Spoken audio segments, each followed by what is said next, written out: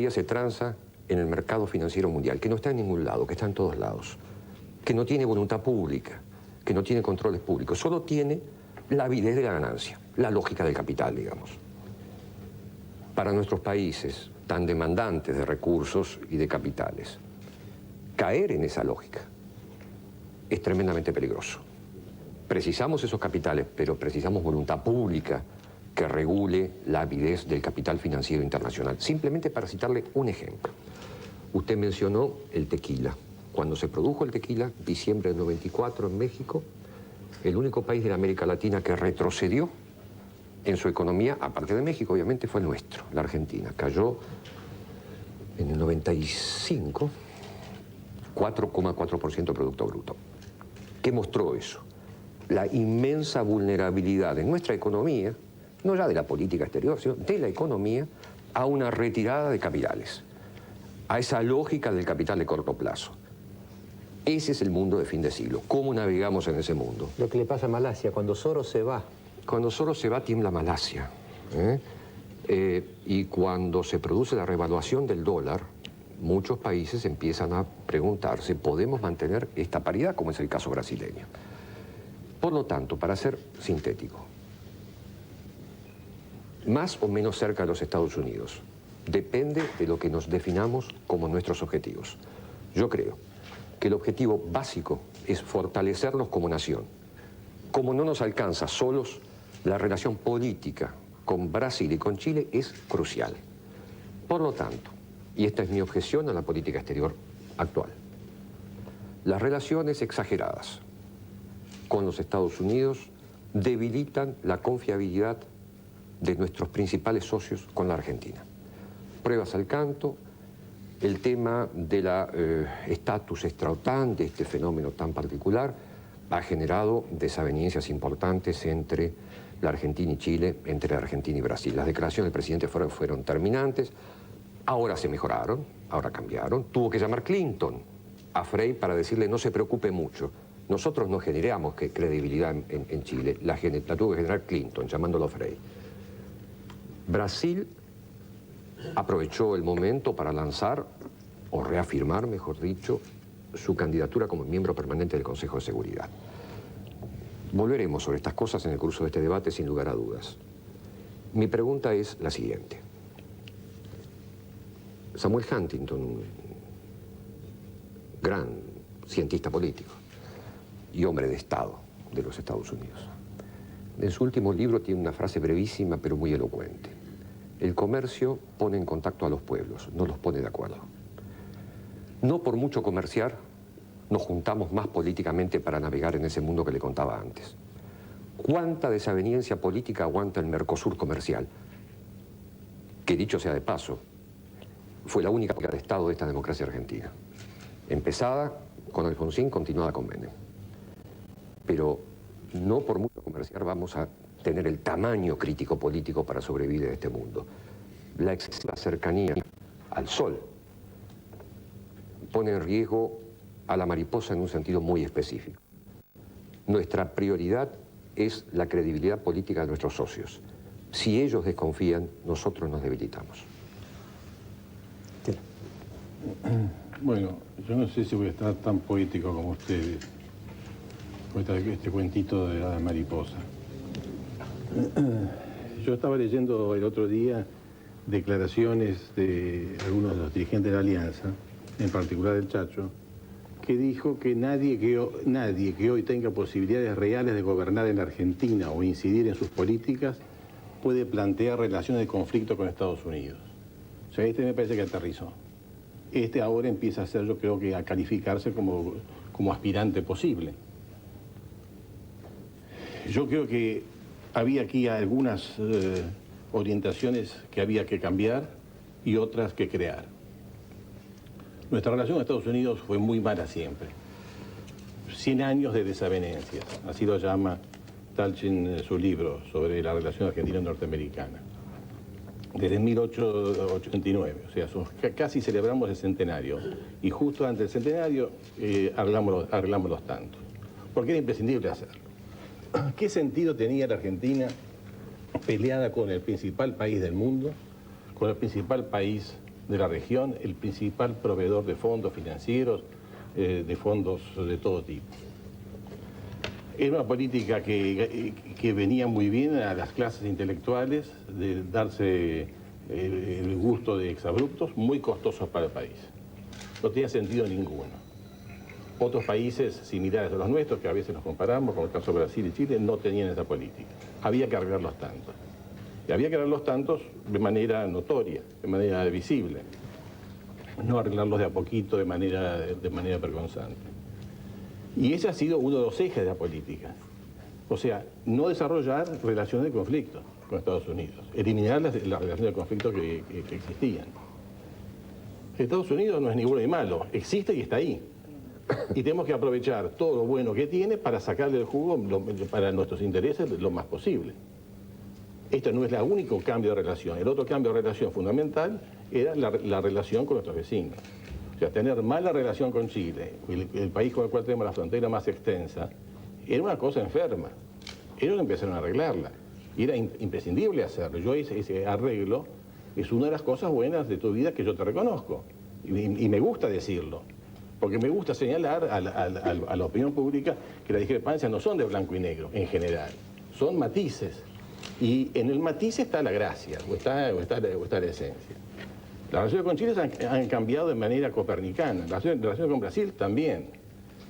Con Europa creo que no hubo tantos cambios, porque las relaciones nunca fueron tan malas. Con Gran Bretaña sí. Pero el arreglo de los tantos con Gran Bretaña yo creo que era algo que se venía solo. Era inevitable que se hiciera. Si ellos hubieran quedado un poco más de tiempo, yo creo que lo hacían. Los Estados Unidos no. Estados Unidos fue una decisión, yo creo que innovativa, porque no estaba en la tradición, lo que vos decías al principio. Esta mariposa andaba volando por cualquier otro lado, ¿no? Ahora, ¿estamos demasiado cerca? Bueno, esto es una frase que no tiene mayor ni sentido ni hay manera de responderla. Yo creo que nosotros estamos sacando el jugo a la relación con Estados Unidos lo más posible. Tan es así que a nosotros, que sí nos importaba este asunto de aliado de esta OTAN, lo que significa que ese periplo de más de 100 años de antagonismo, hemos conseguido cambiarlo de sentido.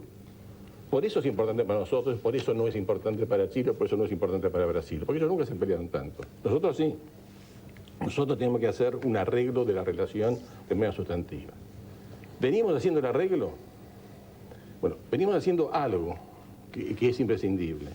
O sea, las relaciones exteriores, si empiezan a ser posibles en Argentina de manera civilizada, desde el año 83, porque la democracia es la condición de la relación internacional, sobre todo en estas décadas. Entonces, Caputo, yendo por el mundo representando a la democracia recién instalada en Argentina, era creíble de manera distinta que si aparecía la Junta Militar representando a la Argentina, que ese no tenía chance ninguna de ser escuchado. Pero yo creo que no se aprovechó luego el espacio. Él me va a decir dentro de un rato de que las condiciones de la década eran distintas, también eso es cierto, las décadas eran distintas. Bueno, no hace falta que lo diga ya eso. Pues esa parte solo. No, pero lo voy a desarrollar. Está bien. Bueno, me parece muy bien. Mira qué bien, yo inicio el desarrollo y después haríamos al revés. Yo creo que estos nuevos relacionamientos se han llevado tanto cuanto se podían. Creo nuestra relación con Chile, con el Mercosur y con Brasil son óptimas. Y óptimas aún por encima de estos ruidos que hay tanto en tanto, porque si los guiamos por los ruidos, la relación canadiense-norteamericana es una catástrofe. Se mandan a paneles internacionales para dirimir conflictos todos los días. Y la relación del Mercosur, que pasa de 2.000 millones a 15.000 millones de dólares, ¿cómo no va a haber ruido?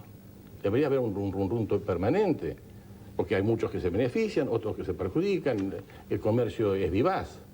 La diferencia entre el relacionamiento que ellos hicieron con Brasil, que era rígido dentro de concepciones planificantes del comercio, pero de todas maneras la relación estaba bien detectada.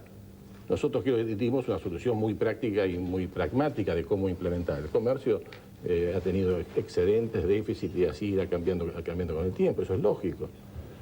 Y los ruidos que hay son ruidos absolutamente normales. Y cada vez que hay un poquito de ruido se arma un escándalo de que el país ha creado la Brasil dependencia. Después a los 2 días de que estamos como ofendiendo a Brasil. Yo creo que tomarse las cosas con un poco más de calma. Una cosa que vos dijiste al principio, que me parece importante. En todos tus programas el tema de relaciones exteriores casi no ha existido. Pero es que no habremos finalmente empezado a andar con una política que está gozando de un consenso muy amplio y por eso no interesa tanto discutir una política que en el fondo ha logrado el consenso. Yo veo las encuestas de opinión, la encuesta de opinión da a la política exterior unos resultados altísimos en cuanto al acuerdo. O hay alguien que quiere volver al tercer mundo. El tercer mundo absurdo en el cual no quisimos meter. Pues yo puedo comprender que a un país le ocurre una desgracias naturales, no tiene recursos, hay problemas educacionales gravísimos, poblacionales, demográficos. Bueno, eso lo puedo entender, que estés desgraciadamente en el tercer mundo. Pero luego querer estarlo y gozarlo y decir, no quiero estar en el primer mundo, no, quiero estar en el tercer mundo, y no cuarto y no quinto porque no había, ya te caías de la mesa. Pero hoy, ¿quién quiere estar en el tercer mundo? ¿Queremos ser no alineados? ¿No alineados por qué? Nosotros, ¿cuáles son nuestros aliados naturales? Que esto yo creo que es lo importante. Nuestros aliados es el mundo, es la Alianza Occidental. Eso somos nosotros, no son ellos. Es un nosotros que nos incluye. O sea, este es el mundo más desarrollado, es el mejor de los mundos, lleno de problemas. Nosotros estamos entrando recién, todavía de manera incipiente. Pero ese es el mundo que nos interesa. Ese es el mundo que lidera a Estados Unidos y hay que reconocer ese hecho. ¿Qué mariposa ni que no mariposa? O sea, reconocemos una realidad. Esa realidad es temible si uno se descuida, le lanza a una zona de conflicto. Pero ¿por qué va a haber un conflicto? Nos hemos eliminado frases de confrontación innecesarias en el pasado, con costos terribles para Argentina. Argentina ha pagado con sus fantasías así de niño malo, ha pagado carísimos para satisfacción de ciertos sectores intelectuales y nada más. Bueno, creo que la primera parte usted anotó, ¿no? Algunas cosas. Profusamente. Agotó, así que supongo que no estará de acuerdo con todo lo que dijo él. No, que él quiere completarme después. Ah, bueno. No, él habla por usted, por mí, por todo. Bueno, este debate hubo de ocurrir, como ustedes saben muy bien, hace un mes más o menos, que vino Di Tella y Caputo lo dejaron, digamos. Eso lo dice él. Esa es una púa que tenía, pero que no la iba a decir. No la iba a decir, ahora la dice Claro, la púa. bueno, porque siempre es más bondadosa mis labios, sí, ¿no? Sí, efectivamente. Pero no, porque lo estoy diciendo no por púa, sino que me estoy acordando de las circunstancias en que se hubiera hecho ese debate. Era justo cuando hubo esos ruidos, ¿no es cierto? Porque hubo este ABC, Argentina, Brasil, Chile, hubo un momento que parecía que cada uno estaba molesto con algo que le hacía al otro, ¿no es cierto? Argentina, que era aliado extra-NATO, extra-OTAN, Brasil, que quería entrar como miembro permanente del Consejo de Seguridad. Que quiere, ¿no? Chile se molestaba con Argentina, aparentemente. Argentina no estaba de acuerdo con Brasil. Y entonces, ahí hubo una teoría que me gustaría que discutieran después, la teoría de los caramelos, o de las cuentas de colores, ¿no? Que Estados Unidos, la llama imperial, le daba a cada mariposa un caramelito. Dale con la y la mariposa, mariposa, bueno, podemos poner otra cosa más simpática. Bueno, nada más simpático que la mariposa. Es muy simpático. Es más frágil también, ¿no? Por eso es demasiado frágil. Bueno, y las mariposas se peleaban entre ellos y de arriba las miraban diciendo, ved como a la menor tentación los hago pelear. Alguien pensó así, vienen los auspicios.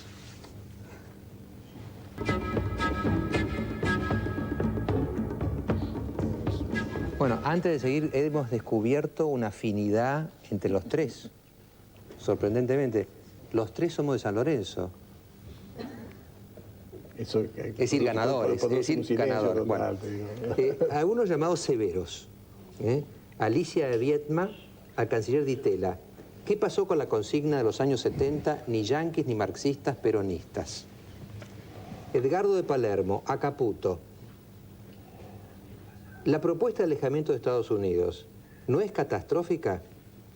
¿Usted no podría llevarnos a dificultades como las que tuvo en Haití? Jorge de Olivos. Estados Unidos apoyó a Inglaterra en la guerra de las Malvinas, por lo tanto fue nuestro enemigo. Bernardo de Buenos Aires. No es Neustadt. El imperio no tiene amigos, sino tributarios. Elena de Capital Federal. No queremos ser colonia de Estados Unidos. Fernando de San Miguel de Tucumán. A canciller. La relación con Estados Unidos tan estrecha puede ser peligrosa porque ahora Estados Unidos está exigiéndonos cosas como, por ejemplo, que combatamos la corrupción. ¿Cómo se explica esto? Bueno, tómenlas si quieren, no las tomen, pero empieza usted. Háganlo más rápido si pueden. Yo digo, para concretar un poco esta introducción general que hicimos en el primer bloque, acá no estamos simplemente discutiendo ideas, estamos discutiendo realidades, problemas concretos. No es si me gusta estar más o menos cerca. Insisto, ¿qué es lo que nos conviene para cada caso particular? Cuando uno define una política de una manera tan tajante, diciendo yo quiero relaciones carnales con los Estados Unidos, está diciendo que pase lo que pase, yo quiero tener esa relación íntima, profunda, directa, inalterable, más allá de que me convenga en una u otra coyuntura. Por ejemplo, la negociadora comercial de Estados Unidos, una figura clave de la política exterior norteamericana en el área obviamente comercial, fue hace poco designada la nueva negociadora, Charlene Barshevsky, y fue al Senado, como se sabe en ese procedimiento que tienen los americanos, en los cuales precisan dar examen para decir qué es lo que van a hacer. Y frente al Senado norteamericano dijo, hablando de América Latina, 3 cosas interesantes que constan en el diario del Senado. 1, el Mercosur es nocivo para los intereses americanos. 2, el Mercosur se consolidó porque los Estados Unidos no ejerció su liderazgo. 3, debemos preocuparnos porque si no hacemos algo, en América del Sur se van a instalar nuestros competidores, sobre todo los europeos. Bueno, este es un problema concreto. La negociadora comercial le dice al Senado, mire, el Mercosur es malo para nosotros. Yo me animo a decir, el Mercosur es vital para nosotros. Entonces esto no es un problema íntimo, no íntimo, bueno, no bueno, la historia, tercer mundo. No, este es el problema que si se define la relación permanente como íntima. Ministro, usted llegó a decir una cosa, a mi juicio, estremecedora. Mucho más que la relación. No es para tanto. Mucho más que la relación. Habrá sido porque no es para tanto. ¿Qué cosa? Si no sabe lo que... Pero por eso digo, no creo que te haga estremecer tanto. A mí me hizo estremecer. Bueno, a mí me hizo estremecer que usted dijera que aún si la posición de los Estados Unidos fuera abyecta, deberíamos seguirla. Es decir... Sí, si usted lo dijo, está en los diarios. Bueno, lo cual... Está en los diarios y no lo dije. Bueno, no lo dijo. No, habrá cambiado de opinión, ministro. Lo que le quiero decir es que esta idea que no queremos ser tercer mundo, como si alguien alguna vez hubiese querido ser tercer mundo en Argentina. Nadie, ¿no? Vos no estuviste nunca ahí. Pero, ¿perdón? Vos no estuviste nunca pro tercer mundo, ¿no? Mire, ministro, yo estuve a favor de mi país, tratando de hacer de mi país un lugar digno que pudiera negociar con el mundo y no entregando el alma al primer postor exterior de la Argentina. Muy bien, también esto me parece muy importante porque esto es la síntesis de las viejas políticas que han llevado al país al estancamiento que... Es decir, la dignidad nacional es una vieja política. La dignidad nacional expresada en esos términos es una forma demagógica para engrupir giles. Digo, es decir, que todos los que se sienten argentinos y dignos de ser argentinos son giles. No es para nada así. No, lo felicito, realmente es una definición del sentimiento argentino fantástico. No es así. Fantástico. Yo creo que vos estás haciendo, estás reflejando un espíritu antinorteamericano que no nos sirve. Con ningún espíritu antinorteamericano, no hemos tenido ningún problema específico con los Estados Unidos, simplemente la pregunta concreta que uno hoy se hace, cuando el Brasil está a punto de ser consagrado miembro del Consejo de Seguridad y por lo tanto ocupando el lugar más importante que puede ocupar un país de América Latina en el mundo, en el lugar del mundo donde se deciden las políticas de uso de la fuerza y de presión. La Argentina ni siquiera ha podido aspirar a ser candidato. Eso es el costo que le estoy diciendo. Yo no estoy hablando de problemas abstractos, no estoy hablando de valores abstractos. Estoy diciendo, en la política de Malvinas perdimos. El famoso petróleo no existe. Los repartos de petróleo jamás fueron explicados a los argentinos. En la política con los Estados Unidos hacen una carambola, nos hacen aliados de Estrotán, rompen la relación con Brasil, rompen la relación con Chile. El presidente de Chile sale a decir cosas durísimas. El canciller de Chile tiene que viajar a Washington inmediatamente para ver a la canciller americana. El expresidente Sarney dice nada menos, le estoy diciendo al presidente Menem que es con absoluta tristeza y decepción que los brasileños vemos como, sin quererlo o no, se transformó en instrumento de división de lo que nosotros habíamos construido. Que Sarney es izquierdista, es casi el centro definido matemáticamente, ministro. Bueno, yo voy a entrar por partes. Primero lo de Barshevsky.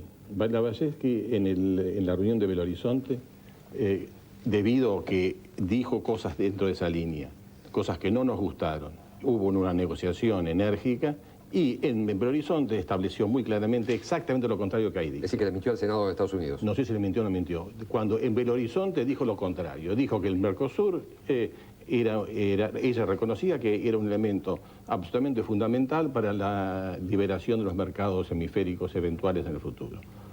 Y nosotros declaramos como contrapartida que el invento del ALCA, que es el mercado único comercial hemisférico, es algo de nuestro interés. Y ahí quedó efectivamente establecidas las dos posiciones que son sumables perfectamente. Esa no era sumable, esta otra que yo estoy diciendo era absolutamente sumable.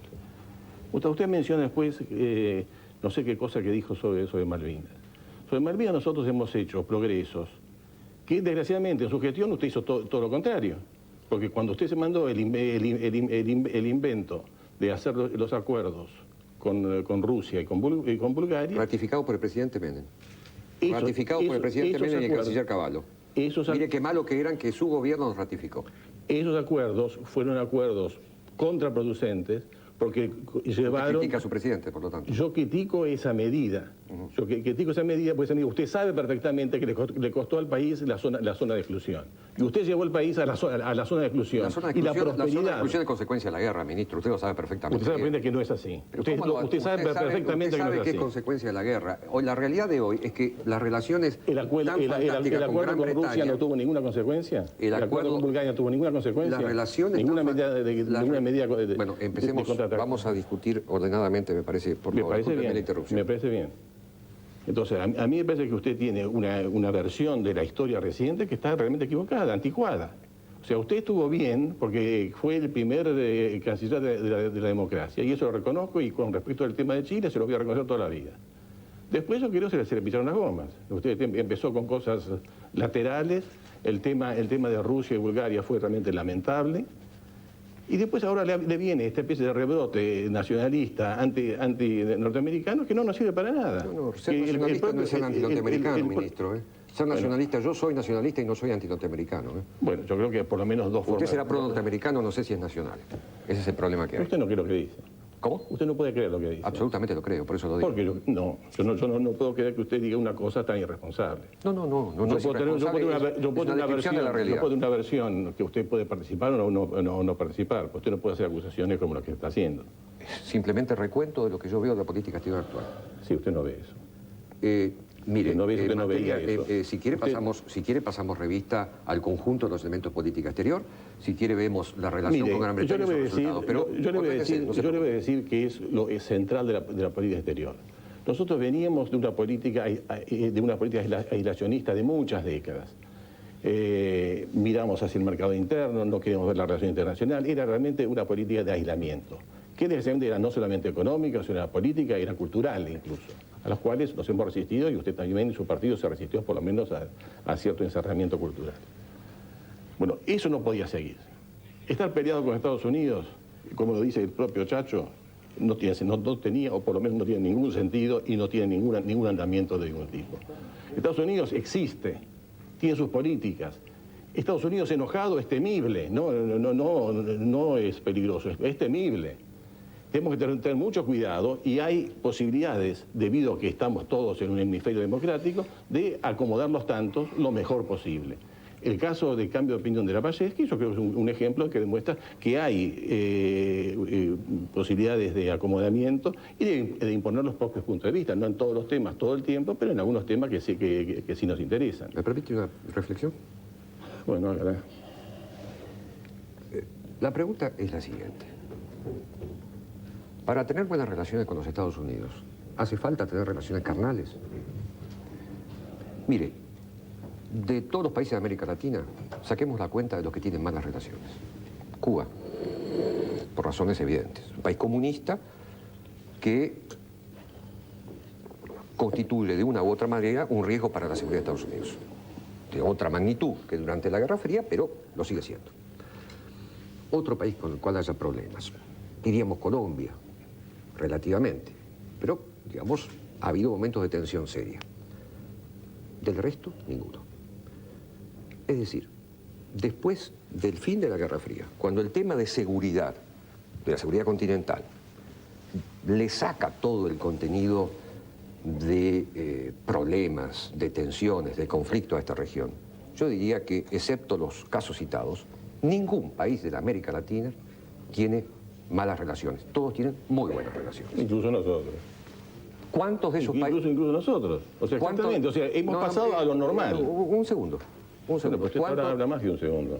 ¿Cuántos de esos países tienen relaciones carnales? Es decir, que para tener buenas relaciones hay que tener relaciones carnales, es contradictorio con la realidad que uno observa. De veintitantos países que tienen muy buenas relaciones, ninguno de los cuales expresan esta relación en términos de carnales. El presidente Cardoso dijo: no queremos relaciones carnales con los Estados Unidos. El presidente Cardoso dijo: no queremos tratado Estrotán para el Brasil. El presidente Cardoso tiene altas posibilidades de que su país quede como miembro permanente del Consejo de Seguridad. Usted se da cuenta que... Pero escúcheme, hay una diferencia cualitativa entre la historia política de Brasil internacional en su relación con Estados Unidos y la nuestra. La de Chile con Estados Unidos y la nuestra. Es decir, o sea, nosotros teníamos que hacer un recorrido y convencer al mundo, entre otros Estados Unidos, de un cambio de política porque llevamos 100 años de joderles la paciencia. ¿De qué? De joderles la paciencia. No, es una palabra que usted usa a veces, me parece. No en televisión, ¿no? Bueno, yo sí. Bueno, esto es un punto, me parece a mí, vamos a ir a un corte, pero creo que el punto, me parece a mí, en que está en este momento el debate, es que Di Tella, me parece que lo que dice, es como hemos exagerado en un sentido. Exageremos para el otro. De alguna manera hay que compensarlo con algo espectacular como fueron las naves al Golfo, para convencer a los demás que realmente ya no somos lo que éramos. Y en el fondo Caputo lo que dice es que no hace falta eso, que hacer lo que hace Brasil, lo que hace Chile, pues... Bueno, una relación un poco más fría. Vamos al corte y después... Bueno, seguimos.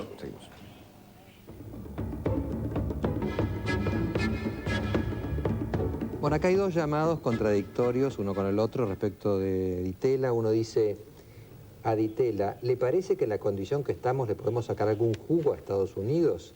Diego de Adrogué.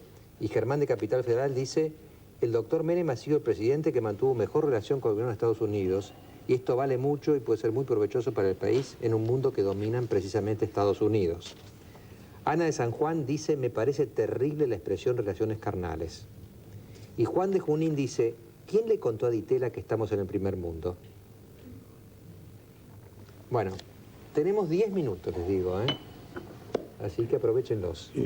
Mire, yo creo que la política internacional tiene que ver, y está muy relacionada con qué tipo de política económica existe. Yo creo que la política internacional que hemos podido hacer está, entre otras cosas, basada en la política económica de estabilidad y de conexión de nuestra economía con la economía mundial. Yo creo que es un paquete, y es un paquete en el fondo indivisible. Si uno tuviera una política proliferante, atómica o misilística, como la que se tuvo hasta nuestro gobierno, no hubiera sido posible la política económica. Si nosotros tuviéramos el cóndor dando vueltas, no habría conexión internacional. Estaríamos amputados esencialmente. Las dos cosas... Bueno, un caso fue Galtieri, que lo tenía Roberto Alemann queriendo hacer esta política económica. Bueno, está bien. Y dio las Malvinas. Bueno, era contradicción de los términos. Usted quiere hacer una cosa, no hace la otra.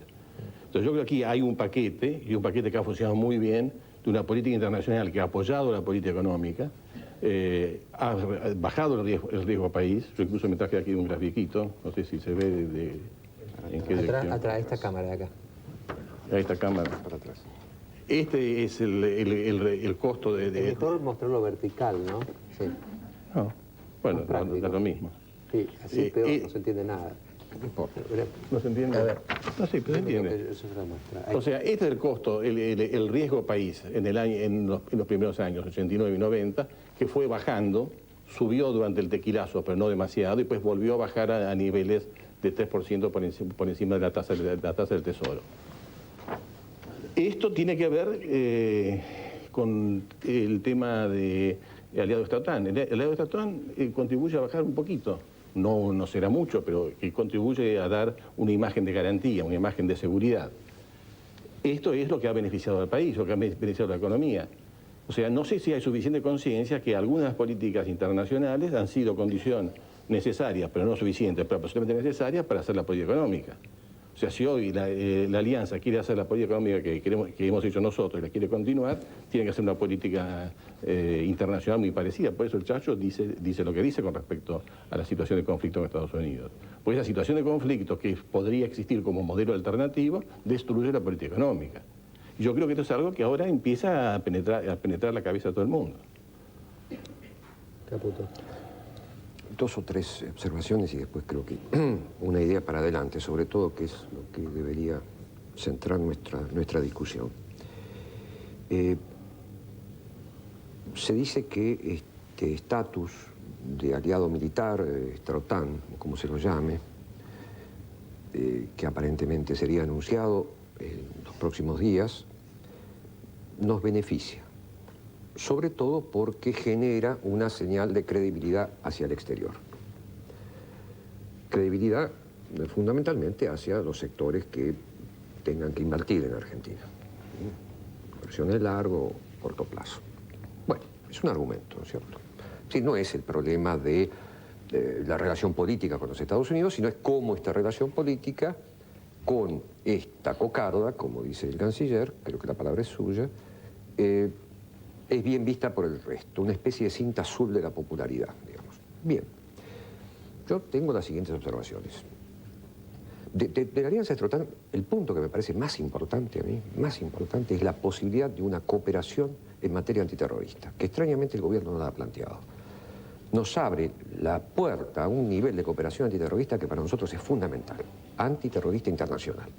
La Argentina tiene acá presente en su vida reciente los dos atentados más poderosos en esta región, Embajada de Israel y AMIA. La relación entre tamaño de atentado e ignorancia de lo que realmente sucedió creo que no tiene antecedentes. Precisamos absolutamente, en ese sentido creo que es positivo un aspecto por lo menos de esta alianza. Pero vayamos a un dato concreto. ¿Qué es más señal para el mundo? ¿Ser aliado de la OTAN o ser miembro permanente del Consejo de Seguridad? Yo sé que el tema del Consejo de Seguridad es un tema que suena lejano. Un minuto apenas.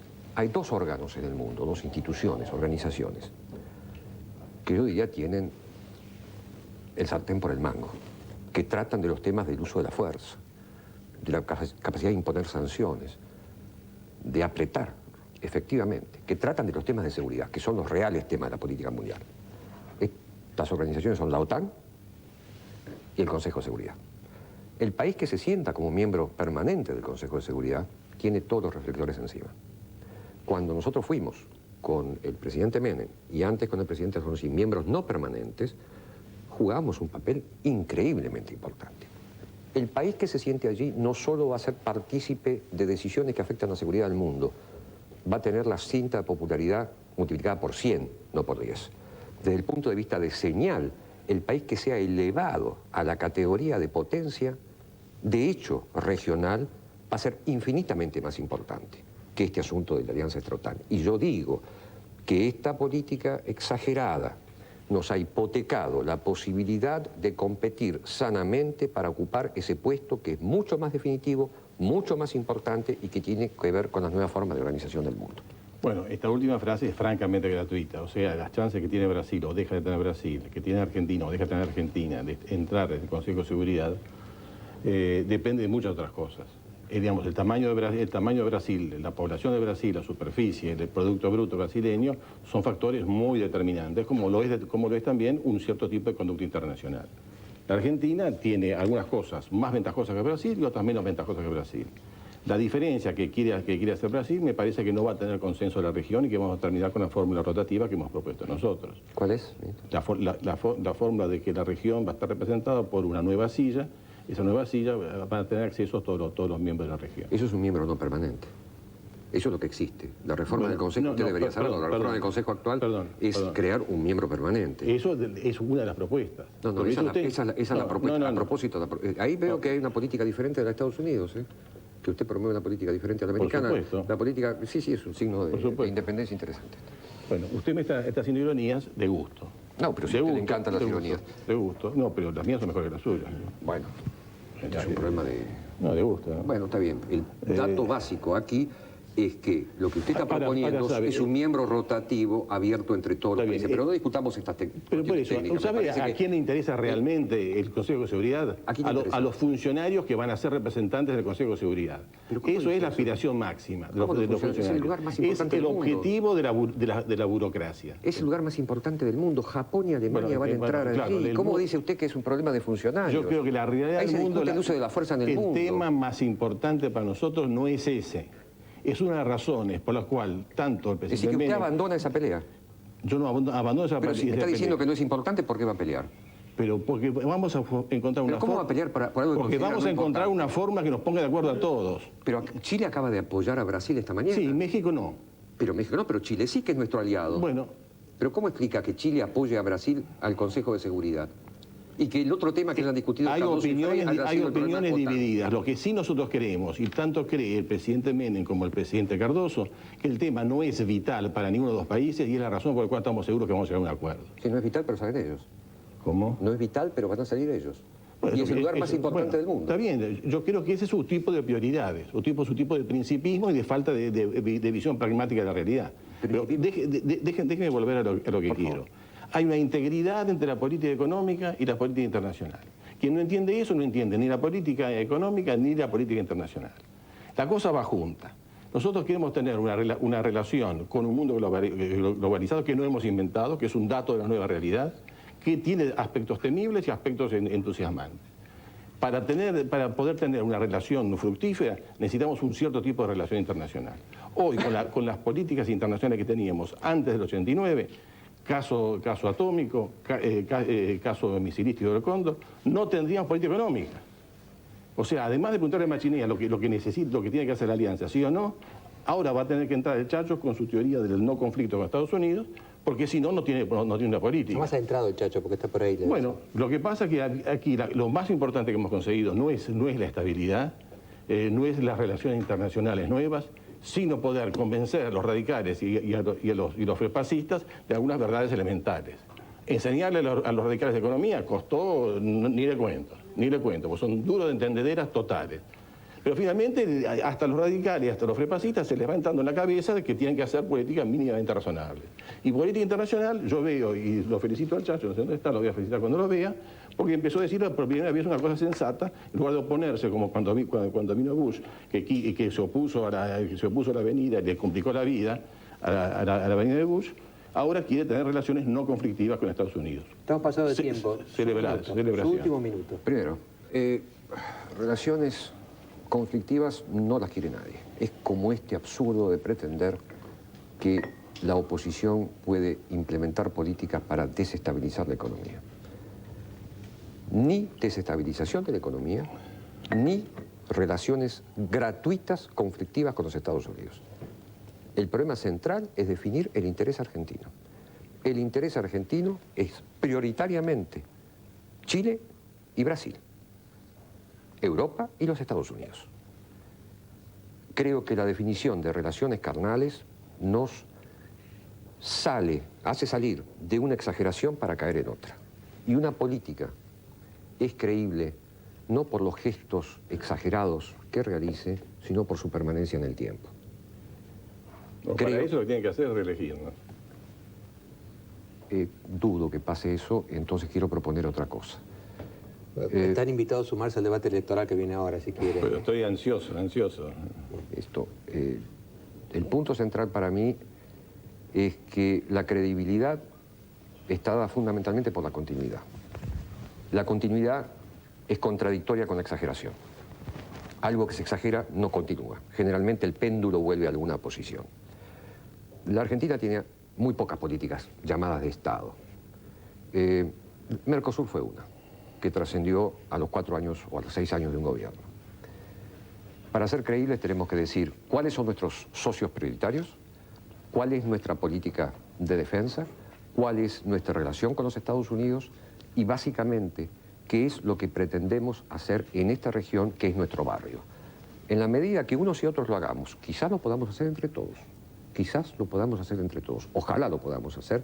Eso es lo que va a generar la estabilidad del péndulo que pasó de los sueños autárquicos a esta suerte de realismo periférico que nos plantean hoy. Su minuto. Bueno, yo creo que aquí nos vamos acercando al centro del tema. Vos has hablado de algo que es muy importante, que es la idea del barrio. Nuestro barrio es el cono sur de América del Sur. No hay la más mínima duda de eso. Ese es nuestro barrio. Eso somos nosotros. Nosotros no somos solamente la nación histórica, sino las 6 naciones juntas. Esa es la nueva realidad. Y vos dijiste una cosa al principio que me gustó, que aquí hay una nueva realidad política en el Mercosur, y el Mercosur ampliado no es solamente una realidad económica, sino empieza a ser una realidad política, la tenemos que fomentar más y no menos. Esta realidad política tiene que tener una relación totalmente no conflictiva con Estados Unidos. Eso tenemos que eliminarlo como problema, como dilema, de ninguna naturaleza. Y tenemos que tener las otras relaciones internacionales normales, algunas que hemos tenido siempre, como es Europa, sacando el caso de Pero a Gran veces hay que Bretaña. elegir. Bueno, pero a mí no me parece que de ninguna manera el Mercosur la política es una elección algo entre costos. que el Mercosur esté en contra de Estados Unidos y que implique un conflicto de Estados Unidos es una visión perimida que es muy importante hacerla perimida. No sé, Chacho, ¿usted lo oía a Di Tella que lo citaba? Llegué tarde, me perdí. Ah, bueno, está bien. Me perdí la cita. Está bien, se fue citado varias veces. Pero bien lo citó, ¿eh? Qué suerte. Bueno, ahora no hable demasiado con Corach, ¿eh? Porque ya es mucho, ¿eh? Les quería decir lo que yo vi de este debate, que pareció de un alto nivel. Muy rápidamente, porque quiero comentar lo del Papa en Brasil.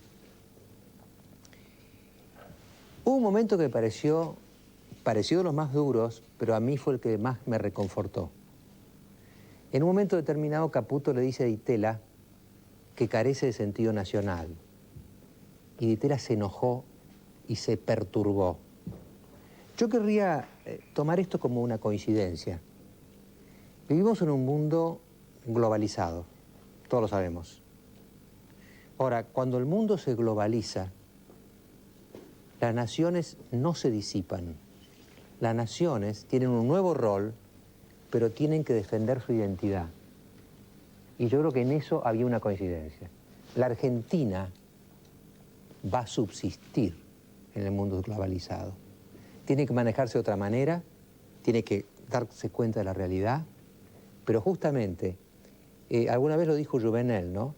Cuando más el hombre explora las estrellas, más cuida su jardín.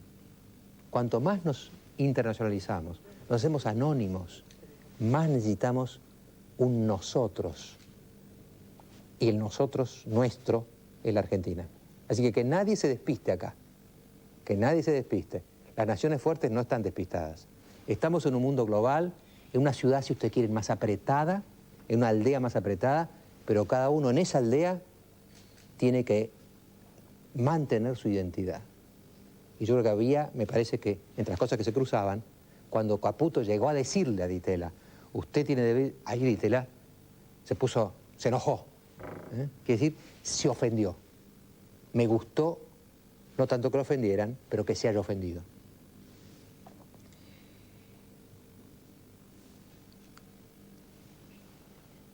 Y marcaron, me parece a mí, claramente una continuidad y una discrepancia fundamental, diría yo.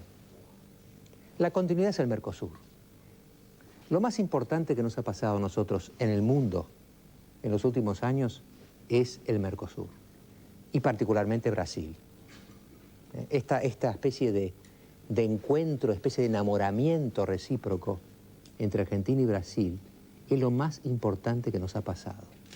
Y esto lo iniciaron en tiempos de Alfonsín, lo profundizaron en tiempos de Menem, y sea quien fuera el presidente del 99, estoy seguro que se va a profundizar todavía más. Este es nuestro cambio histórico, y aquí estaban de acuerdo.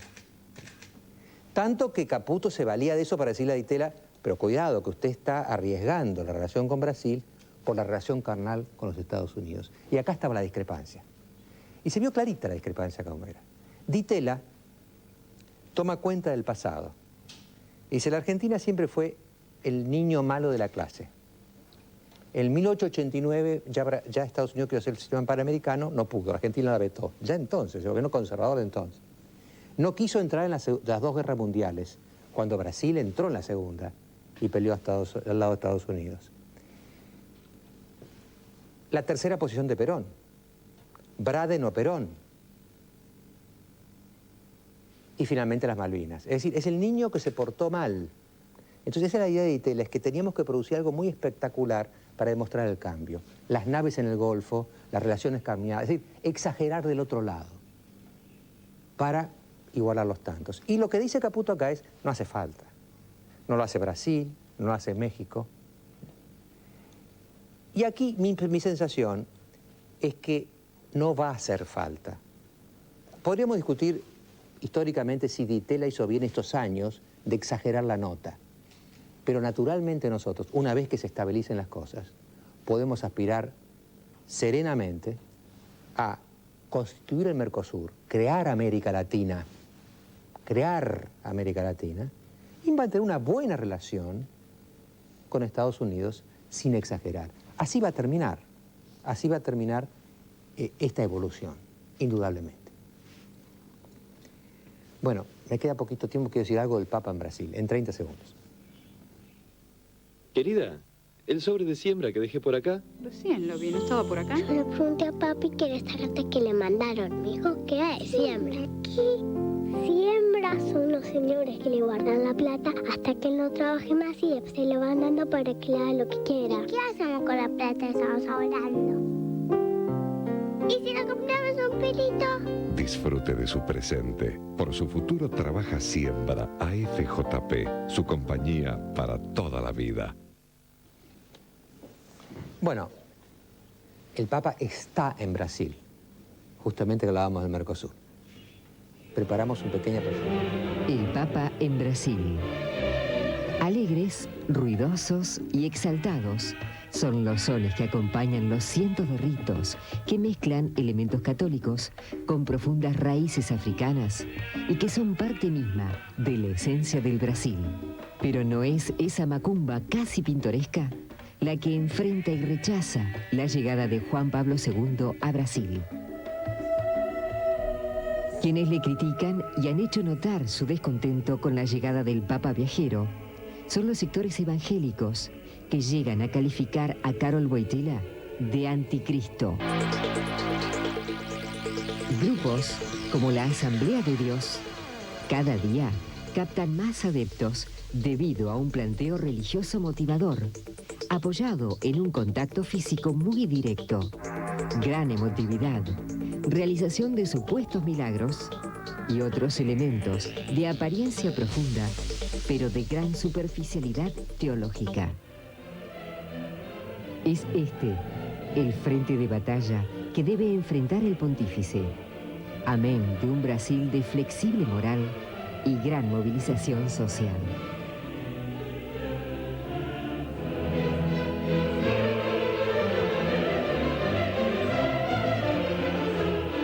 ¿Quieren que les diga la impresión que tuve viendo los noticieros hoy? ¡Qué viejito! Si usted los vio también habrá tenido la sensación, ¿no? Hace 19 años que es Papa. No tiene tantos años, creo que tiene 76, 77, pero qué viejito. Y esto plantea un tema que para mí siempre fue fascinante reflexionar. Habrá algunos años más de papado Juan Pablo II. ¿Y después qué? Y les quiero decir dos cosas simplemente sobre esto porque se me va acabando el tiempo. Ustedes saben que la Iglesia está constituida en su estructura de poder igual que el Imperio Romano de la época de Roma. Los emperadores romanos no eran reyes hereditarios. No había un hijo que seguía a un padre. Cada vez que moría uno, se reunía el Senado y elegía el próximo emperador vitalicio. Es lo mismo con los papas. Muere un papa, se reúne el Senado, que es el cónclave de cardenales, y elige un nuevo pontífice vitalicio. Y la Iglesia, como tiene siempre la unidad en torno de una persona, es una monarquía. Es una monarquía espiritual, pero es una monarquía. Las monarquías, la manera de cambiar que tienen, no es un pluralismo simultáneo. Acá hemos tenido a Caputo con Ditela, tenemos a Chacho con Corach, es decir, simultáneamente en una sociedad democrática hay diversas posiciones. En cambio, en una sociedad monárquica, el pluralismo es sucesivo. Es decir, a un papa un poco más a la derecha, sucede un papa un poco más a la izquierda. Entonces uno casi puede prever cómo va a ser el próximo papado. Tuvimos Pío XII, por ejemplo, durante la Segunda Guerra, que era conservador en cuanto a la teología, no cambiaba nada, y muy aristócrata, él era un aristócrata. Después vinieron Juan XXIII y Pablo VI, Concilio Vaticano II, y algo totalmente nuevo. Juan XXIII, popular, abierto, y Pablo VI, mucho más arriesgado teológicamente, mucho más liberal, diríamos hoy. Tanto fue así que al final del papado de Pablo VI, con un hombre de inteligencia superior, pero lleno de dudas como Hamlet, la iglesia parecía que se despedazaba. ¿Se acuerda de Monseñor Podestá? Pero Monseñor Podestá era un caso acá, en todos lados se iban obispos, se iban sacerdotes, era terrible, y llegó Juan Pablo II. Entonces, ¿este papa cómo es? Teológicamente conservador, reunió las huestes, pero sigue siendo un hombre popular, social, con inclinación a lo social. Sin embargo, la iglesia, ahora voy a decir mi opinión, quizás se ha hecho demasiado conservadora. Por eso en Brasil hemos visto estos movimientos. En Brasil hay 30 millones de protestantes. En América Central, en varios países son mayoría. En Chile también es enorme. Es decir, otras religiones están compitiendo exitosamente con una iglesia como demasiado conservadora. Entonces yo voy a animarme a hacer un pronóstico. El próximo papa va a ser liberal. Va a seguir siendo popular en lo social, porque es una vocación permanente de la iglesia. Pero en lo teológico, temas tales como el sacerdocio de las mujeres, el control de la natalidad, el trato con los homosexuales y muchos otros temas riesgosos, diría yo, el divorcio, que la Iglesia ha contenido detrás del liderazgo fuertemente conservador de Juan Pablo II, se va a revisar. Ya volvemos.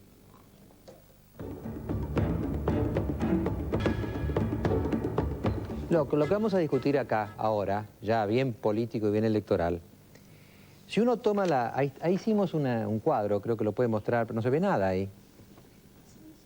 ¿Se ve? Sí. Ah, ahora se ve. Bueno, fíjense, yo reduje al mínimo todo, ¿no? Lo que he hecho ahí es comparar los resultados de las últimas elecciones que ha habido en el Chaco, en Santiago del Estero, en La Banda, que es en Santiago del Estero, y en Cutralcó, con las anteriores. En el Chaco fue el 95, Cutralcó el 95, pero La Banda y Santiago del Estero fueron en mayo de este año. Fíjense, el PJ perdió 10 puntos en el Chaco, ganó 1 punto en Santiago del Estero, ganó 2 puntos en La Banda y perdió 18 puntos en Cutralcó, de una elección a la otra. La Alianza ganó 25 en el Chaco, ganó 18 en Santiago del Estero, ganó 12 en La Banda y ganó 24 en Cutralcó. Esto impresiona, Marita Carballo, que acá es nuestra experta, ¿no es cierto? Esto impresiona. Entonces la pregunta que yo le hago es esto. ¿Estos resultados son casos puntuales, son islas o marcan una especie de deslizamiento electoral a favor de la alianza y a costa del gobierno? Bueno, cada uno de esos requeriría un análisis distinto. Entonces yo les diría un poco cómo están nuestras encuestas a nivel nacional en función de intención de voto. En el mes de septiembre nosotros realizamos 2.400 entrevistas personales cubriendo todo el país y lo que encontramos es lo siguiente. Considerando PJ versus Alianza, una relación muy pareja, con un 29% para la Alianza y un 28% para el PJ en voto definido. O sea que prácticamente un empate. Y un 21% de indecisos. Si a eso se añaden, como la Alianza está en el 76% del electorado, representa el 76% del electorado las provincias donde hay alianza. En el otro 24% se vota por PJ, UCR, FREPASO y los demás partidos. Exacto. Entonces, si agregamos UCR y FREPASO, encontraríamos que hay un 10% más. Esto lo explico porque si nosotros vemos las tendencias electorales de principio de año ahora, vemos lo siguiente. El justicialismo ganaba por 10-12 puntos hasta que se unió la oposición a través de la alianza. A partir de ese momento estábamos viendo si los votos iban a sumarse o no. No podían sumarse totalmente porque la alianza no se hizo en todos los lugares. Entonces tenemos alianza UCR y Frepaso. Pero si vemos cómo votaban los votantes de UCR y Frepaso, vemos que votan por la alianza o por el UCR y Frepaso, lo cual quiere decir que prácticamente hubo una suma aritmética que modifica los resultados electorales. Es decir, es el mismo electorado, digamos. Es el mismo electorado. Y el justicialismo no ha perdido tampoco a partir de la constitución de la alianza, pero tampoco ha podido agregar votos hasta el momento. De una forma que es bastante interesante, porque cada medición que hacemos también vemos que si bien existe una desaprobación marcada del gobierno en general, está creciendo onda a onda la aprobación, tanto al presidente Menem como a la gestión económica. Pero acá hay algo que me parece interesante analizar y que está también relacionado con la intención de voto y que explica un poco por qué, digamos, el justicialismo está obteniendo los guarismos, al menos en voto definido que obtiene hasta el momento, porque después hay que proyectar los indefinidos y también considerar los que pueden cambiar el voto. Pero lo cierto es que en lo que hace a la aprobación de Menem, encontramos que son los sectores bajos quienes marcadamente apoyan al presidente, mientras que los sectores altos son los que más lo critican. Pero cuando vamos a la evaluación de la gestión económica del gobierno, encontramos que son los sectores altos los que más aprueban la gestión económica y luego los bajos. Los más críticos son siempre los medios, pero no lo votan. Es curioso en esta eso, ¿no? elección. Es decir, los que asienten con la gestión económica no lo votan y los que más critican lo votan. Los que más critican la gestión económica son los sectores medios. Los medios. Sí. Esos no lo votan. No. Digamos, como que los sectores bajos se mantienen tanto fieles en lo que hace a la imagen del presidente como a la gestión económica. Pero en la situación de los sectores altos se da el reverso. Aprobación de la gestión económica del gobierno y son los que más critican a la tarea de Menem. Chacho, ¿cómo reacciona usted frente a estos datos, a estas tendencias? Bueno, primero sin hacer simplismo, sin pensar que estos datos ya preanuncian el resultado del 26 de octubre porque sería muy mecanicista, muy simplista. Me parece que hay dos cuestiones que sí son significativas. Una es la diferencia inesperada, que asombró a propios y extraños. Si Marita, vos coincidís, el Chaco, por ejemplo. Julio Aurelio, encuestador oficial del Partido Justicialista, dice va a ganar Rosas por 4 puntos y termina ganando por 20 puntos. O sea que ahí hay una sorpresa en cuanto a la diferencia. Y el otro tema es Cutralcó. En Cutralcó tanta la confianza del gobierno que pasaron dos cosas. Uno, Duhalde en las últimas 2 semanas empezó a armar ese discurso descalificador, la alianza emparentada a la violencia. Yo decía, ¿por qué Duhalde? Qué raro, porque Duhalde en eso había sido más cuidadoso que Menem. Había sido Menem el que hace mucho tiempo intenta vincular a los partidos de la alianza con la violencia. ¿Y por qué lo hacía Duhalde? Porque pensaba una victoria del menemismo-dualdismo en Cutralcó.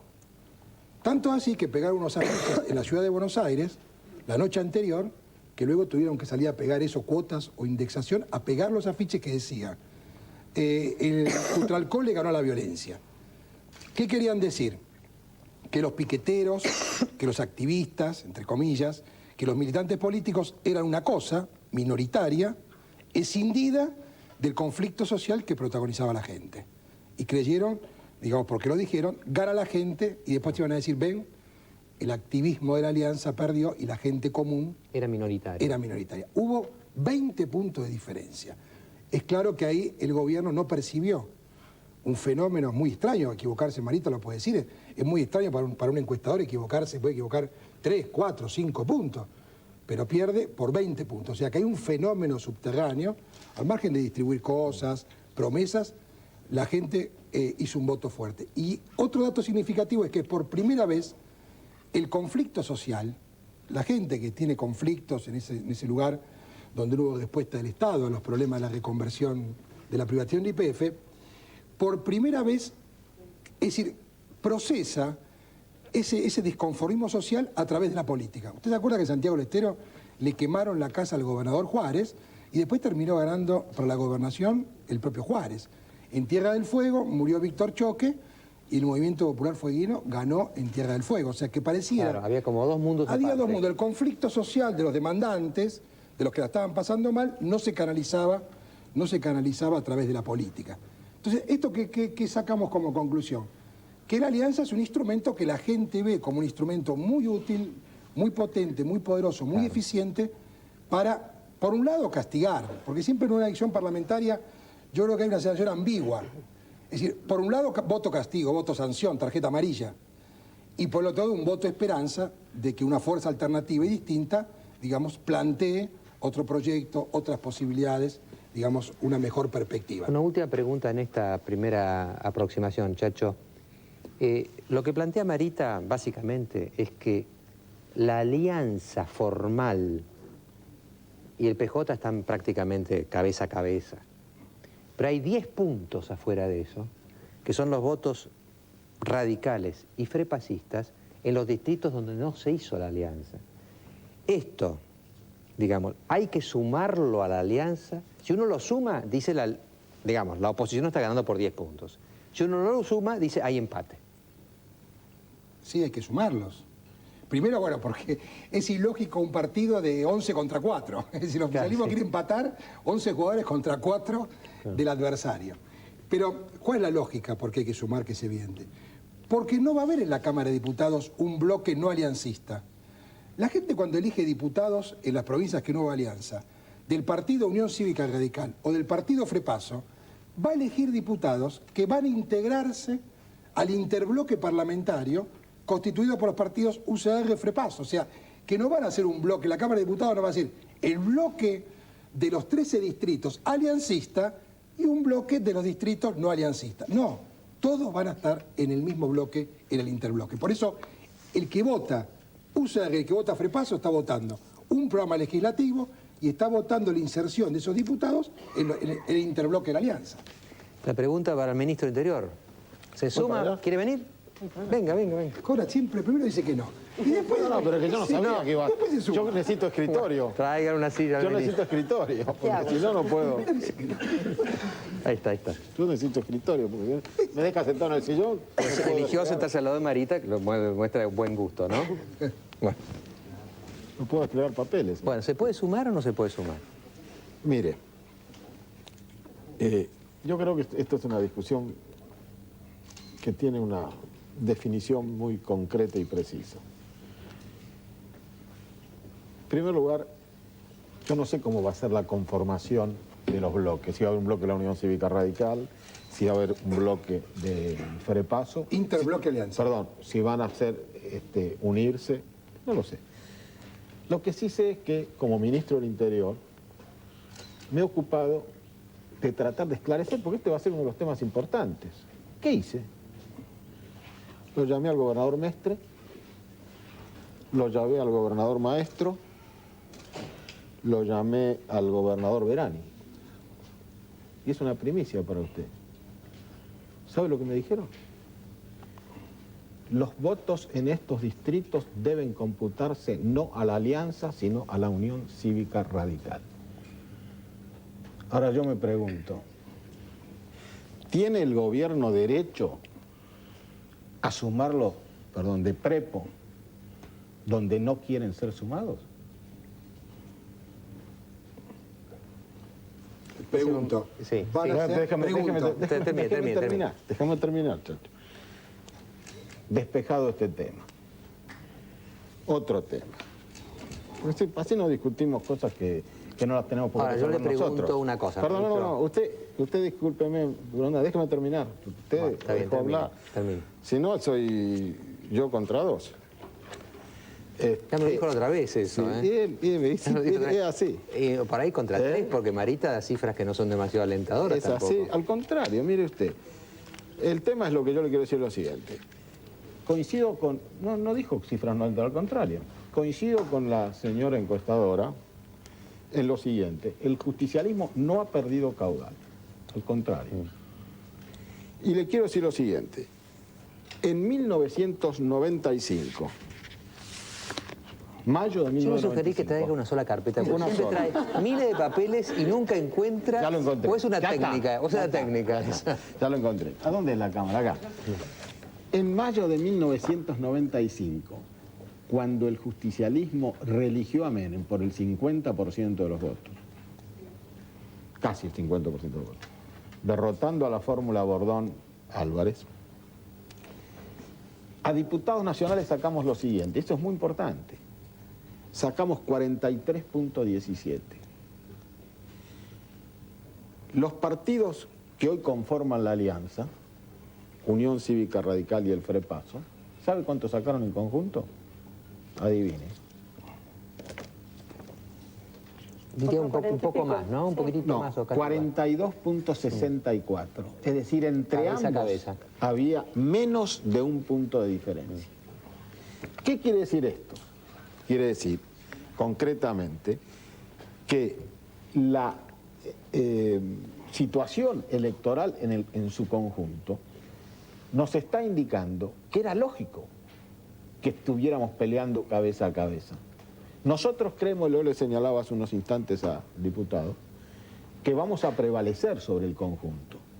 Pero estamos peleando cabeza a cabeza porque la oposición está unificada.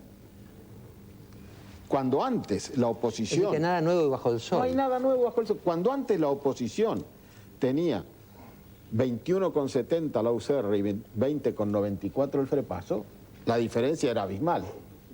Claro. Pero no hay que ser un estratega de estatura napoleónica para que después de 10 años de perder elecciones, la oposición diga, pero y no hay que caer la manzana de Newton, diga, pero diablos, ¿por qué no nos unimos? Y esto es legítimo. Ahora, de ahí a sumar los votos, porque se nos ocurre entonces agarrarlo a los votos de la Unión Cívica Radical de Córdoba y decirle, bueno, a ustedes no me interesa lo que ustedes piensen, yo los pego acá. Eso el gobierno no lo puede hacer, ni lo puede hacer nadie. Si les parece... Y le he dado una primicia que no le he dado a nadie, porque estas conversaciones justamente las tuve en el día de hoy. Porque yo también estaba inquieto. Digo, ¿cómo hacemos para que no nos acusen después de manipular las Usted estaba deseando sumarlo, naturalmente. Yo quería venir acá y satisfacerlo a usted y decirle, bueno, lo vamos a sumar, porque usted fue uno de los primeros que señaló esto, pero lamentablemente pero fíjese lo que pareciera dice, que no quiero meter la manita en eso. Pareciera que no pero se puede ella hacer. dice que en el fondo son unos votantes. Pareciera que no se puede hacer. Bueno, no, está bien, una observación, está bien. Una observación. Usted me está sustituyendo a Frepaso otra vez. No, a la alianza. Coras que no tiene estatura napoleónica, está claro. No, al contrario. Tiene estatura napoleónica. Si vos vieras lo que era la ropita de Napoleón. Creo que es importante esta discusión. Es importante. Va a ser un gran conflicto. ¿Es importante? conflicto. Porque está a la defensiva. Porque si, como en otras elecciones, el Partido Justicialista con sus distintos frentes, que también tiene distintos frentes en las provincias, estaría ganando, no estarían instalando el debate de cómo se leen los resultados. Entonces, esta situación, esta intención de incidir en cómo se lee el resultado, es que están perdiendo a nivel nacional. Pero eso me lo preguntaron ustedes. Pero yo no lo quería traer, yo por mí no lo hubiera traído. Yo quiero discutir otras cosas, quiero discutir el programa, la desocupación, la pobreza. Bueno. Queremos discutir estas cosas. Yo no quiero discutir cómo sumamos. Eso lo trajeron ustedes. Usted me preguntó, yo estaba sentadito ahí. El tema de discusión en la campaña electoral, claro, por eso está Marita. Sí, yo estaba sentadito ahí y usted me dijo, ¿y cómo lo va a hacer? ¿Qué va a hacer, ministro? ¿Lo va a sumar? Y por eso le traje esto. Digo que no lo va a sumar. Si no me hubiera callado la boca. Pero, es decir, usted se da cuenta que yo no diría que estamos a la defensiva. Bueno, yo diría puedo hacer un pronóstico puramente... Yo diría... perdón, no van a tener, voy a hacer un pronóstico totalmente imparcial. Que nosotros, y le pregunto a Marita, ¿van a estar por debajo del promedio de las últimas elecciones? Porque el menemismo no va a llegar al 40%. Que pierden ese sector del electorado que... Pero es un sector que no van a estar igual. Muchas veces no nos votó, no es la primera vez que no nos votó. No, es así. No los votó, por ejemplo, en el 83 no los votó. No nos votó en el 83, no nos votó... En el 83 perdón, no nos votó en el 95, no nos votó en el 96... No, en el 95 sí nos votó. Quiere decir, perdón, déjeme resumir este bloque de forma que Coras quede contento. Es por eso que sí. No contento, pero conforme. Lo que está diciendo, me parece a mí, Marita, es esto. Si se produjera un triunfo de la alianza sobre el PJ por estos 5 puntos, nadie discutiría si se suman los radicales o no, porque ya está. Pero si hubiera una pequeña diferencia a favor del PJ o empate, sin contar los cordobeses y los rionegrinos y los chubutenses, lo que tendríamos es una discusión bizantina de locos a partir de esa misma noche. ¿Estamos de acuerdo o no estamos de acuerdo? Que va a haber esa discusión. Pero no sé si porque uno va a decir que se suma, yo creo que no tendría que haber. Porque la gente va a hacer una lectura. Yo tendría que no. La sociedad va a hacer Yo una creo lectura. que, claro, que nominativamente es de un modo, pero que es inevitable que se haga una lectura. La gente va a hacer una digamos. lectura política de lo que pasa en De Argentina. distintos modos se haga la lectura, pero la gente Yo le, va a quiero No hay decir, Bizancio. yo le quiero decir una sola cosa. Creo que las cosas tenemos que ser absolutamente claros. Quienes no apoyan a la alianza no son niños caprichosos. Supongo yo. No la apoyan porque no coinciden. Con algo no coinciden, así que no son chicos caprichosos. La opinión pública es inteligente. La opinión pública lo va a Ahora, distinguir fíjese con lo que claridad. pasó- Así es. lo que Lo va a pasó distinguir contra con claridad. Lo que yo le quiero señalar es que no podemos tratar al electorado como si fueran minusválidos electorales y decirle, no, la opinión pública lo que va a hacer va a leer. No, la opinión pública no somos ninguno de nosotros. La opinión pública es la que va a dictaminar Así es, definitivamente y va a decir. Así es. Pero lo que le quiero decir, yo creo que debemos respetar a un electorado que si no vota por determinadas cosas es porque no está de acuerdo. Nada más que por eso. Ahora, ustedes podrán ir del frepaso. Vamos a ir a un corte. podrá interpretar como- Porque quiero la dejarles alianza. un poquito de espacio que nos queda. Acá tengo dos ciudadanos, ¿no? Una ciudadana y un ciudadano. No, vamos a ir a un corte, ahora, pero no nos vaya a entrar todavía. Tengo dos ciudadanos, una ciudadana y un ciudadano. Una, o uno, no digo quién, está indeciso. Totalmente indeciso. Es de los... Es del 20%. ¿Cuántos son? 20%. Son sobre Es todo en el interior una los persona que del están 20. indecisos. Y otro, más bien, yo diría que está descreído. Bueno, eso está es bastante como generalizado. tipo Esa voto en representa- blanco, no creo en nadie o qué sé yo. Yo les voy a invitar que vengan a la mesa y ustedes a ver si los pueden refutar y los pueden ganar Lo lástima es que a la Lo participación. importante sería que a estos ciudadanos los ganemos discutiendo ideas, confrontando propuestas. Bueno, en el próximo bloque lo va a poder hacer. Yo no voy a confrontar. Vamos a un corte. Perdón, yo no quiero confrontar sobre si.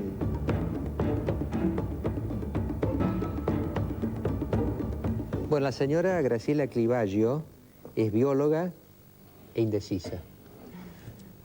Sí, porque miro a un lado y lo que veo no me gusta, y cuando miro al otro hay preguntas muy concretas que tienen que ver con mi vida cotidiana y con mi futuro y que siguen sin responder. Es decir, hay un discurso que ya no creo y hay otro que se habla, que se dice en la estratosfera, y a mí me interesaría mucho o necesito verdaderamente para decidirme que me cuenten concretamente las verdaderas alternativas. A veces las alternativas que están no parecen realmente alternativas. Es decir, para interpretar, usted dejó de gustarle el gobierno, pero no ve que la oposición... Nunca me gustó. Nunca le gustó, bueno, no le gusta el gobierno, pero no ve que la oposición la convenza de que puede realmente ser una alternativa. No, quizás tenga una visión muy femenina, por lo concreto. No, él cree que estoy haciendo... Pero dígame, ha sido totalmente imparcial. No, como siempre está traduciendo. Ah, no, No, yo traduzco, fui- sí. ¿En qué idioma habla ella? fui Ella fue bastante clara, por eso que yo el creo que fue gobierno no me clara. gustó. Pero bueno. El tema es que sigue habiendo muchas cosas que yo sé que no van a cambiar con un cambio, nada más, digamos, de gobierno, con la alternancia, si es que la hubiere de funcionarios. Yo calculo que el 99% del aparato, del Estado, de todo, va a seguir funcionando con las mismas personas y bueno, y eso me inquieta. Me inquietan cosas muy concretas, propuestas en cuanto a mejora de la seguridad, del funcionamiento de la justicia.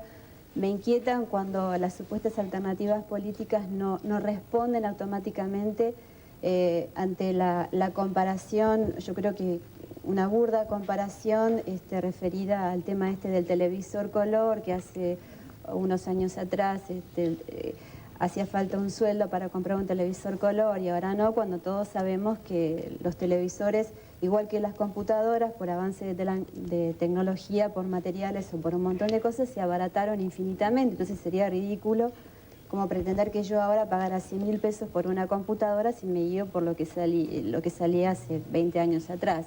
Entonces, contestaciones, respuestas o propuestas alternativas, esas cosas que parecen tan gordas, tan burdas, no están. Por lo tanto, hay una parte que no me gusta y hay otra que todavía no me seduce. El señor Javier Mitjans es pymes.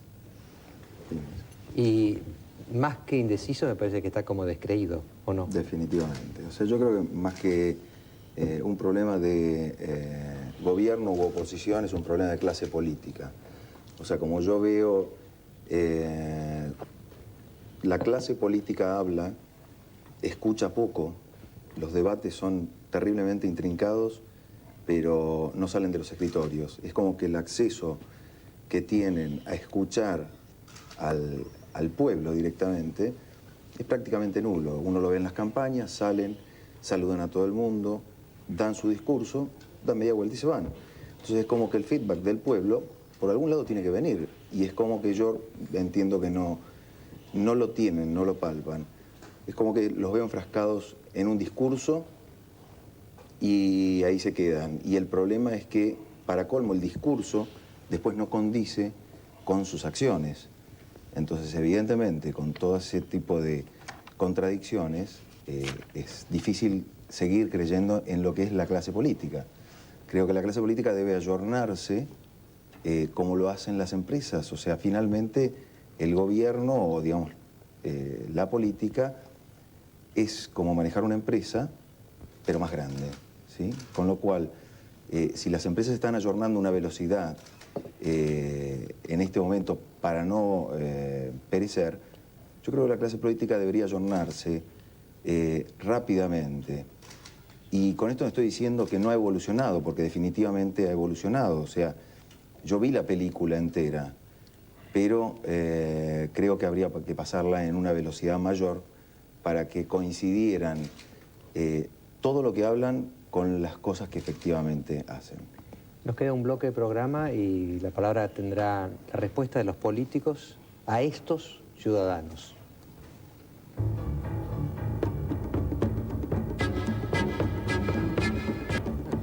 Bueno, tienen 3 minutos cada uno para decir algo o para reaccionar frente a lo que han dicho estos dos ciudadanos. Muy bien. Bueno, yo comparto que a la política no le va bien en la Argentina. La gente tiene mucha disconformidad, una visión estructural con la política. Creo que mucho ha contribuido el menemismo, que asoció mucho política y delito. La idea es, a los de arriba, a los que gobiernan, les va cada vez mejor, y nosotros no nos va mejor. O sea que hay un divorcio entre la dirigencia y la gente común grande. Bueno, la pregunta es, ¿cómo se corrige? ¿El ciudadano interviene en la corrección o el ciudadano dice, alejo mis sentidos de la política, voto en blanco, no voto? O sea, ¿hay una alternativa por el lado del vaciamiento de la democracia para mejorar la clase política? ¿O hay un involucramiento o una intervención del ciudadano para empezar a exigir más, a condicionar y darle productividad al voto? Esa es la pregunta. Yo creo, no hay candidato del señor blanco, yo voto en blanco. No hay un candidato que me va a garantizar. Ese candidato, señor blanco, depura la clase política y construye una clase política mejor. No creo tampoco que por vaciamiento de la democracia y por vaciamiento de participación se mejore tampoco automáticamente la dirigencia política. Al contrario, creo que el voto de advertencia, el voto de castigo, el voto de sanción, el voto de adhesión, por supuesto también. ¿Por qué? Porque, y quiero acá poner hincapié en una cosa.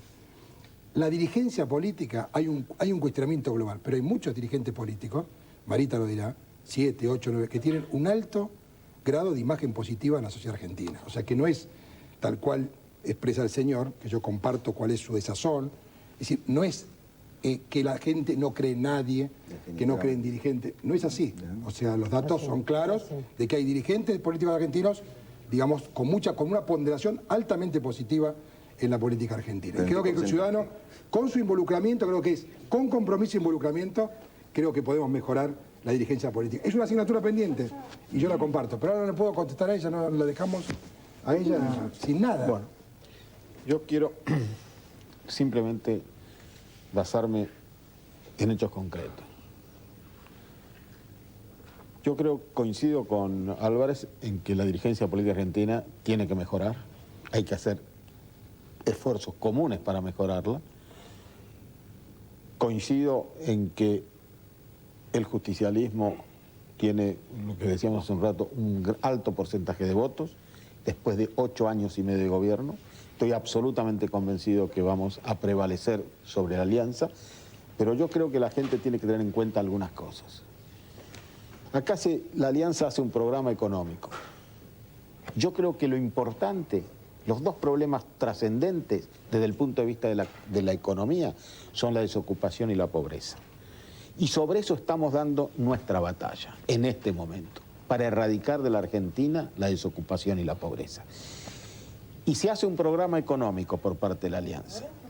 Y yo simplemente porque creo que es legítimo, sin agraviar a nadie, yo pregunto, el vocero de la alianza, el señor Machinea, se supone que es el conductor de este programa, el conductor o el hacedor de este programa económico. Fíjense el acierto de Machinea el 3 de julio de 1991. ¿Qué dice? Este dólar no resiste 6 meses. Esto es lo que decía el vocero económico de la Alianza el 3 de julio de 1991. Campaña negativa, sí. No es campaña negativa, no, al contrario, yo soy respetuoso, no es campaña negativa. Pero yo creo que es necesario que la gente comprenda. Deja a la gente, ¿qué van a hacer? Pero ¿por qué no me dejas? Nos queda un minuto. Pero la gente tiene que saber. Yo le invito, por ejemplo, a todos los electores a que hagan un paseo retrospectivo por la Argentina que recibió el presidente Menem en 1989. Y yo lo voy a hacer muy simplemente en los minutos que me quedan. Voy a ir mostrando... No quedan minutos, le quedan segundos. Voy mostrando. Discutamos la Argentina. Rebelión de los comerciantes. El jueves cierran las panaderías. Perdón. Rezar para que los precios no sigan subiendo. Perdón. Anuncia más medidas para contener la estampida de precios. ¿Por qué no le preguntas si le interesa discutir urgente reunión de Alfonsín y Pugliese por explosiva alza de inflación y dólar. Me quedan 20 segundos, 19, Dolarazo. 18, 17. Mire, en 2 meses, de viaje dramático por esta Argentina, el dólar que empezó en 41 pesos, australes, perdón, terminó en 250. ¿Sabe cuánto valían en dólares las jubilaciones en la Argentina? Ahora que critican tanto y con acierto que son bajos todavía los salarios de los jubilados, $16. Bueno, nos cortan. Me despido diciendo esto. Lo bueno que tenemos los ciudadanos es que estén parejos, porque la llave cuando están parejos la tenemos nosotros. Esto es lo que me alegra. Hasta el jueves.